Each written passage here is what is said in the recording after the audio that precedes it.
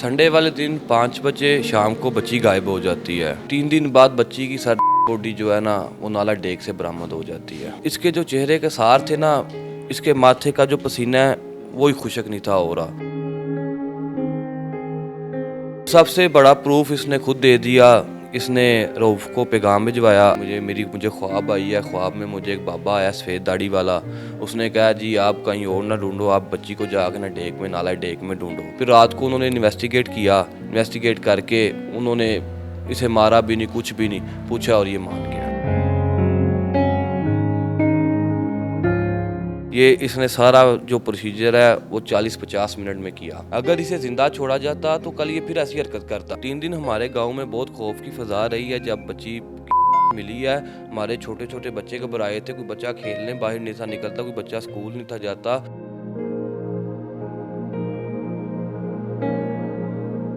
जी बिल्कुल, यहाँ के जो नंबरदार हैं राना यासीन साहब, उनके साहबजादे मेरे साथ मौजूद हैं, राना अब्दुल्ला साहब। इनको तमाम इस वक्त वाक़ये के बारे में पता है।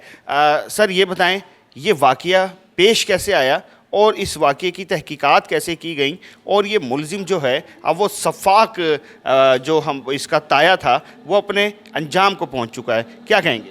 सर संडे वाले दिन 5 बजे शाम को बच्ची गायब हो जाती है। ये सारे ढूंढते वगैरह हैं, सारा अहले मोहल्ला साथ मिलके बच्ची को ढूंढता है, तो बच्ची का कोई सुराग नहीं मिलता। मंडे वाले दिन हमें पता चलता है, हम भी सारे कैमरे वगैरह सारी तहकीकात वगैरह करते हैं, लेकिन कोई सबूत नहीं मिलता हमें ना। तो 3 दिन बाद बच्ची की सर बॉडी जो है ना वो नाला डेक से बरामद हो जाती है उधर से। तो ये जो दरिंदानुमा शख्स था, ये जो बच्ची का ताया था, ये साथ मिलके वगैरह बाहर निकाल रहा था। तो इसके जो चेहरे के सार थे ना, इसके माथे का जो पसीना है वो ही खुशक नहीं था हो रहा, और जैसे ये घबराया था। और सबसे बड़ा प्रूफ इसने खुद दे दिया। इसने रऊफ़ को पैगाम भिजवाया अपनी सिस्टर के हाथ कि रऊफ़ को बच्ची को जो है ना वो मुझे ख्वाब आई है। ख्वाब में मुझे एक बाबा आया सफ़ेद दाढ़ी वाला। उसने कहा जी आप कहीं और ना ढूंढो, आप बच्ची को जाकर ना डेक में, नाला डेक में ढूंढो। तो उससे ये कन्फर्म हो गया। और सर जो हमारी सीसीडी की टीम थी ना, हमारे इधर इन आर.ओ. हैं इफ्तिखार वरिया साहब, और उनकी जो नीचे टीम थी, वो उनके साथ हम भी वर्क करते रहे हैं, लेकिन वो बहुत टेक्निकल थे, बहुत ज़्यादा टेक्निकल थे। हम सोच नहीं सकते जहाँ उनकी सोच थी। वो मैंने उनको थोड़ा सा क्लू दिया। मैंने कहा जी ये ना तो किसी कैमरा को फेस कर रहा है, ना किसी न्यूज़ वाले को ये ताया इसका फेस कर रहा है। अच्छा, यानी कि क्लू आपने आगे दिया? हाँ जी, मैंने कहा ना तो ये किसी न्यूज़ वाले को फेस कर रहा है, ना किसी मेहमान को फेस कर रहा है, घबराया है। तो उससे फिर मैंने वो बताया, आर.ओ. साहब को बताया, सीसीडी की टीम्स को बताया, लेकिन हमें काफ़ी ज़्यादा हद तक शक हो गया। फिर रात को उन्होंने इन्वेस्टिगेट किया। इन्वेस्टिगेट करके उन्होंने इसे मारा भी नहीं, कुछ भी नहीं पूछा, और ये मान गया, ये जो ताया था। तो उससे पूछा गया कि तुमने ऐसा क्यों किया, कोई इतनी बड़ी वजह भी नहीं थी, कोई बात नहीं थी। फिर वो कैमरा वगैरह भी चेक किए सीसीडी की टीम्स ने। तो ये इधर से बच्ची को लेके जा रहा है पैदल, रास्ते में इसने किसी से लिफ्ट लिया बाइक पे लिफ्ट लेके ये कहता जी मैं घबराया था, मैं यही सोच रहा था कि बच्ची को नाला डेक में फेंकूँ कि या ना फेंकूँ। फिर एट दी एंड इसने ज़िंदा बच्ची को डेक में फेंका, और फिर उधर से लिफ्ट ली बंदे से और वापस आ गया। ये इसने सारा जो प्रोसीजर है वो 40-50 मिनट में किया।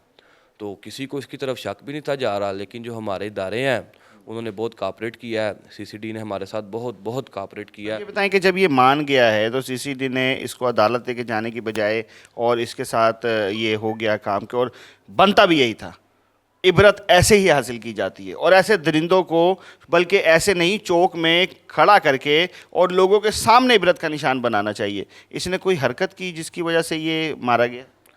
भाईजान सीसीडी ने इसके घर वालों को इंसाफ नहीं दिया। सीसीडी ने ये हमारे पूरे गांव को इंसाफ दिया है। अगर इसे ज़िंदा छोड़ा जाता तो कल ये फिर ऐसी हरकत करता। सर पूरे मोहल्ले में खौफ की फिजा है, मैं तो देख के आ रहा हूँ, एक हू का आलम है वहाँ पे। 3 दिन हमारे गांव में बहुत खौफ की फजा रही है। जब बच्ची मिली है, हमारे छोटे छोटे बच्चे घबराए थे, कोई बच्चा खेलने बाहर नहीं था निकलता, कोई बच्चा स्कूल नहीं था जाता, माएँ बच्चों को बाहर नहीं थी निकालनी। अगर इस दरिंदे को ज़िंदा छोड़ दिया जाता तो ये साल बाद 2 साल बाद ये फिर ऐसी हरकत करता। तो उसकी तो खुद 5 बेटियाँ थी बेशरम की।